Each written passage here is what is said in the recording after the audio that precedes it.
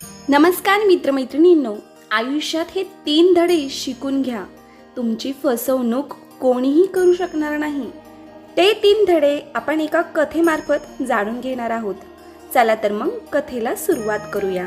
एके दिवशी माझ्या वडिलांनी माझ्यासमोर 2 वाट्या ठेवल्या आणि म्हटले की तुला कोणती वाटी हवी आहे ती तू घेऊ शकते. त्यावेळी अंडे मिळणे खूप कठीण होते. आम्हाला केवळ सणासुदीच्या दिवशी किंवा नवीन वर्षाच्या दिवशीच फक्त अंडे खायला मिळत असे. म्हणूनच मी ज्या वाटीत अंडे होते ती वाटी निवडली. आम्ही जेवण करायला सुरुवात केली. तेव्हा मी स्वतःला खूप बुद्धिमान समजून स्वतःला शाबासकी देत अंडे खाण्यास सुरुवात केली. जेव्हा माझ्या वडिलांनी नूडल्स खाणे सुरू केले तेव्हा मला आश्चर्याचा धक्काच बसला, कारण त्यांच्या वाटीत नूडल्सच्या खाली 2 अंडी होती. तेव्हा मला खूपच पश्चाताप झाला. मी निर्णय घेण्यास खूप घाई केली म्हणून मी स्वतःला दोषी मानू लागले. जेव्हा माझे वडील हसले आणि त्यांनी मला सांगितले, बाळा, नेहमी लक्षात ठेव, जसे दिसते तसे खरेच असते असे नाही. जर तुझी वृत्ती लोकांचा फायदा घ्यायची असेल तर नुकसान तुमचेच आहे. शेवटी तुमची हारच होईल. दुसऱ्या दिवशी पुन्हा माझ्या वडिलांनी परत 2 वाट्या नूडल्स बनवले. एका वाटीत वर 1 अंडे होते आणि दुसऱ्या वाटीवर एकही अंडे नव्हते. पुन्हा त्यांनी त्या 2 वाट्या जेवणाच्या टेबलवर ठेवल्या व मला सांगितले, बाळा, तुला जी वाटी हवी आहे ती तू घे. ह्यावेळी मी जरा हुशारी दाखवली आणि अंड नसलेली वाटी निवडली. मला फार आश्चर्य वाटले.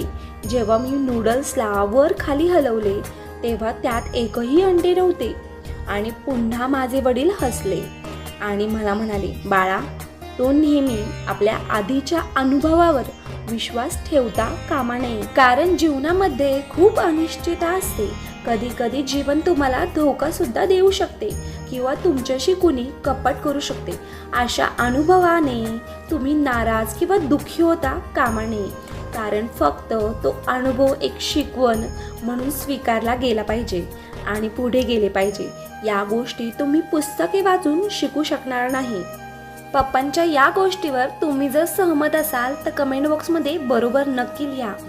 तिसऱ्या दिवशी पुन्हा माझ्या वडिलांनी परत 2 वाट्या नूडल्स बनवले.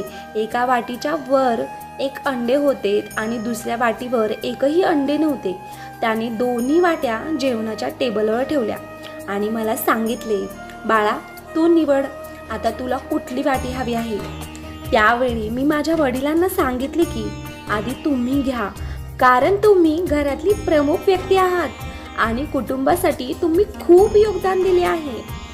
तेव्हा माझ्या वडिलांनी मला नाही म्हटले नाही व ज्या वाटीवर 1 अंडे ठेवले होते ती वाटी मी निवडली.